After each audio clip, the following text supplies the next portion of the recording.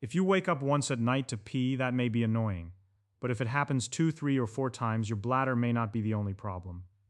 The easy explanation is that you drank too much water before bed. Sometimes that is true, but after 50 nighttime urination often comes from a system that has lost its timing. Your kidneys, bladder, heart, legs, prostate, or pelvic floor, sleep, blood sugar, and hormones all decide how much urine arrives at night. That is why the question is not only, why is my bladder waking me up? The better question is, why is the body sending so much fluid or urgency to the bladder while you're trying to sleep? Nocturia is the name for waking from sleep because you need to urinate. It becomes more common with age, but common does not mean meaningless. It can damage sleep, increase daytime fatigue, raise fall risk in the dark, and sometimes reveal a deeper medical pattern. So the goal is not to shame the bladder. The goal is to find which part of the night system is off. Before we go deeper, one warning matters. Blood in the urine, burning pain, fever, chills, side pain, lower belly pain, or a sudden strong urge that feels new should be checked. If you cannot urinate or you feel severe lower belly pressure with little or no urine coming out, that can be urgent. New bedwetting in an adult, sudden confusion, severe weakness, chest symptoms, or swelling with shortness of breath also deserves medical attention. And if you have diabetes, kidney disease, heart failure, prostate symptoms, sleep apnea, or take water pills, do not treat this as a random inconvenience. Now let us build the system from the ground up. During the day, your body makes urine continuously.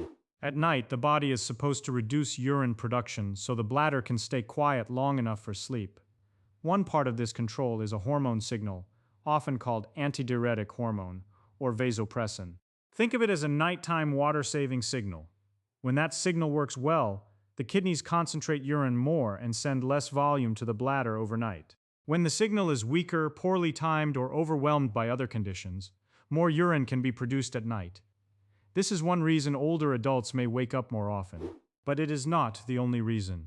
The first major pattern is nocturnal polyuria. That means the body produces too much of its daily urine during the night. The bladder may be normal, but it is being filled too often while you sleep. If each nighttime bathroom trip is a large amount, this pattern becomes more likely. The problem is not just bladder sensitivity, it is night production. One reason night production rises is fluid that was stored in the legs during the day. When you lie down, that fluid returns to the bloodstream. The kidneys then filter some of that extra fluid, and the bladder fills after midnight. This is why swollen ankles and nighttime urination can be connected. The ankle may collect the fluid in the day, and the bladder may receive it at night. That is also why elevating the legs earlier in the evening can help some people. It gives the body a chance to move fluid before sleep begins. Compression stockings may help some people with leg fluid, but they should be used with medical guidance if circulation, skin, heart, or nerve problems are present. The second major pattern is reduced bladder capacity. This does not always mean the bladder is physically tiny. It can mean the bladder sends the full signal too early. Overactive bladder, bladder irritation, infection, incomplete emptying, pelvic floor changes, and prostate obstruction can all reduce useful capacity. If nighttime trips are small amounts with urgency, the bladder signal may be more important than urine production. That is a different pattern from waking up with a full bladder every time.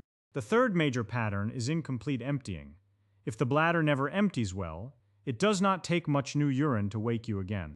In men, an enlarged prostate can squeeze the urethra and make emptying harder. The stream may become weak, slow to start, interrupted, or followed by dribbling. Some men wake at night not because the kidneys make too much urine, but because the bladder is starting the night partly full. This is why weak stream and night urination belong in the same conversation. In women, pelvic floor changes, prolapse, bladder irritation, menopause-related tissue changes, and incomplete emptying can also play a role. The point is the same. The bladder may not be storing or emptying cleanly. The fourth major pattern is sleep disruption. Sometimes you do not wake because the bladder is full. You wake for another reason, then notice the bladder and decide to pee. Insomnia, pain, restless legs, anxiety, alcohol, and sleep apnea can all create awakenings. Once you're awake, the bathroom becomes part of the habit loop. This is why some people say, "I wake up to pee," when the body may be doing the order backward. Sleep apnea is especially important.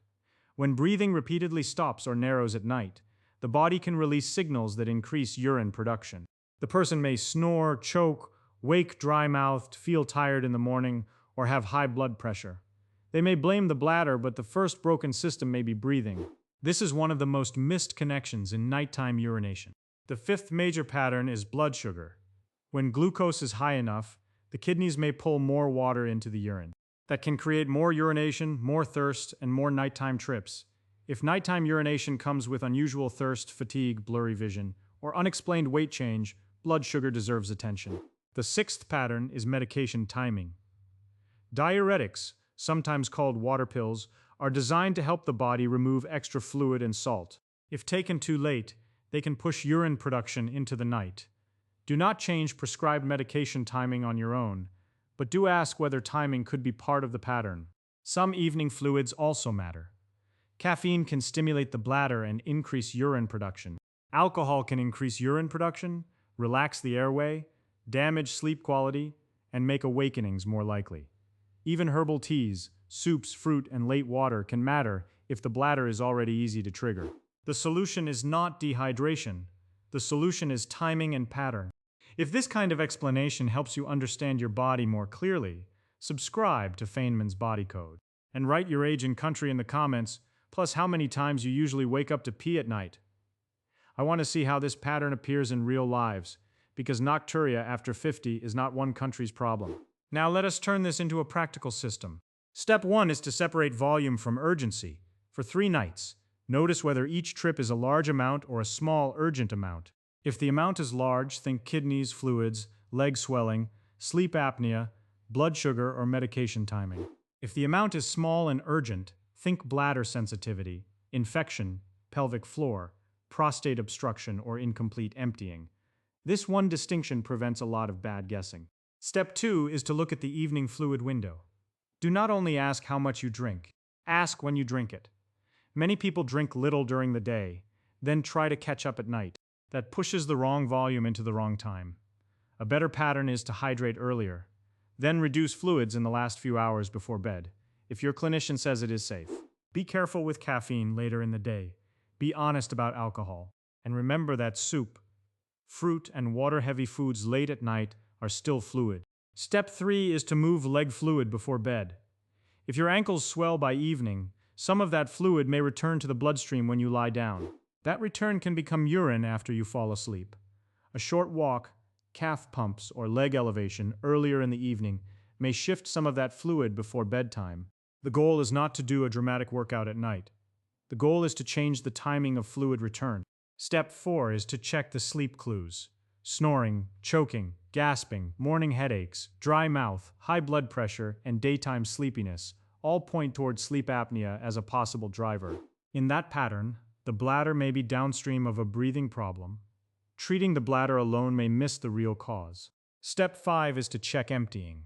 A weak stream, hesitancy, stopping and starting, dribbling, or the feeling that urine remains afterward can point to outlet or emptying problems. For men, this often raises the question of the prostate. For women, it can raise questions about pelvic floor support, prolapse, irritation, or bladder function. Either way, incomplete emptying is not solved by simply drinking less water. Step 6 is to check the sugar signal. Night urination with thirst, fatigue, blurry vision, hunger changes, or unexplained weight change should make blood sugar part of the conversation.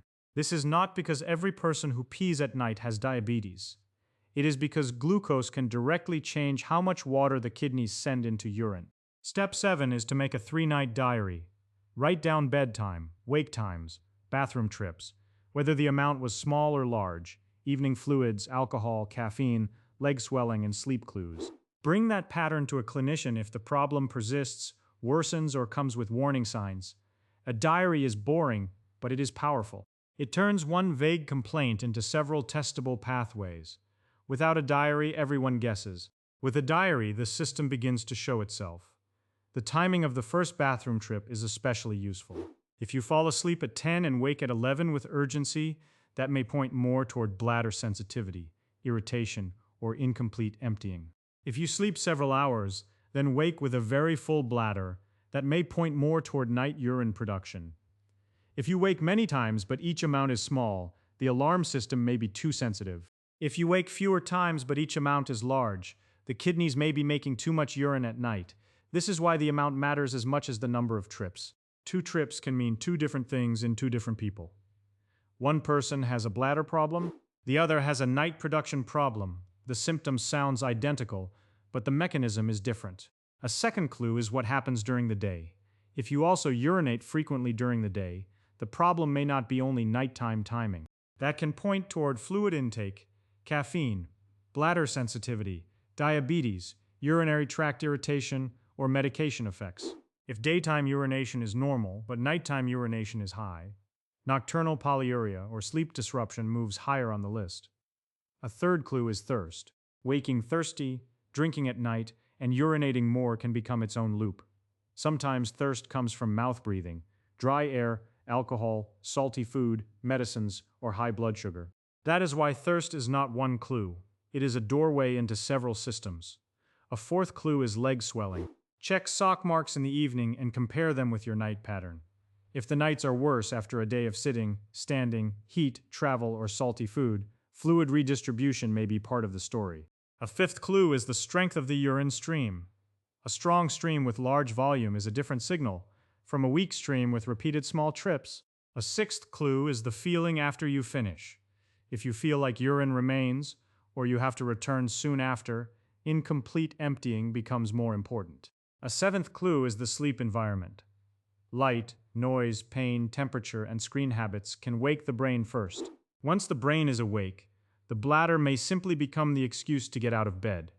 That does not mean the bladder is innocent. It means sleep quality and bladder signals can cooperate in the wrong direction. This is why treating nighttime urination sometimes improves sleep, and treating sleep sometimes improves nighttime urination. Now, a practical evening experiment can be done for 1 week. Move most fluids earlier in the day. Reduce caffeine after midday if it affects you. Avoid alcohol close to bed for the experiment. Do a short walk or calf pump routine in the evening if your legs swell. Elevate the legs before bed rather than waiting until you are already trying to sleep. Use the bathroom once right before bed, but do not strain or force. Keep the bedroom safer for night trips. Clear the path. Use dim light and reduce fall risk. This does not cure the cause, but it reduces the harm while you study the pattern. Falls are part of this conversation because nighttime bathroom trips happen when people are sleepy, dark adapted, and less steady. A bladder problem can become a hip problem if the path to the bathroom is unsafe. So the first win may simply be making the night safer, while the medical pattern is being sorted out. Now let us talk about what not to do. Do not stop drinking water all day out of fear of the night. That can create dehydration, constipation, dizziness, or kidney stress in some people. Do not take extra pills or supplements without knowing the cause. Do not ignore blood, pain, fever, or trouble emptying. Do not assume every night trip is prostate if you are a man. And do not assume every night trip is just aging if you are a woman. Age increases the probability, but it does not explain the mechanism. Mechanism is what matters. If the kidneys are producing too much at night, the lever is different. If the bladder is too sensitive, the lever is different. If the prostate or pelvic floor affects emptying, the lever is different. If sleep apnea is waking the body and increasing urine production, the lever is different. If blood sugar is driving water into urine, the lever is different. The same symptom can have 5 different engines. That is why nighttime urination is a system problem. Here is the clean model. Large volume at night points toward production. Small urgent trips point toward bladder signal. Weak stream or incomplete emptying points toward outlet and residual urine. Snoring and daytime sleepiness point toward sleep breathing. Thirst and fatigue point toward blood sugar. Leg swelling points toward fluid returning when you lie down. Medication timing points toward the clock. Once you know the pattern, the next step becomes less mysterious. Maybe the solution is earlier fluids. Maybe it is leg elevation. Maybe it is changing diuretic timing with a clinician. Maybe it is treating sleep apnea. Maybe it is evaluating the prostate, pelvic floor, infection, or bladder function. Maybe it is checking glucose, kidney function, electrolytes, or urine tests. A clinician may ask for a urine test because infection, blood, protein, or glucose in the urine changes the whole interpretation. They may check blood sugar because high glucose can pull water into urine. They may check kidney function because the kidneys are the organs deciding what stays in the blood and what becomes urine. They may check electrolytes because sodium balance and water balance are tied together. They may review medicines because timing can turn a daytime treatment into a nighttime problem. They may ask about snoring because the airway can be the hidden beginning of the bladder problem. They may ask about leg swelling because ankles can store the fluid that later fills the bladder.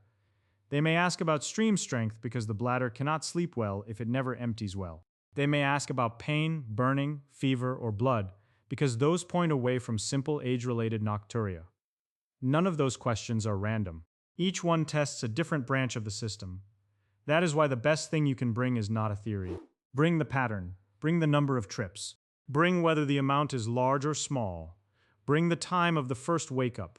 Bring the evening fluids, alcohol, caffeine, leg swelling, snoring, and stream changes. That makes the appointment sharper because it turns one symptom into a map.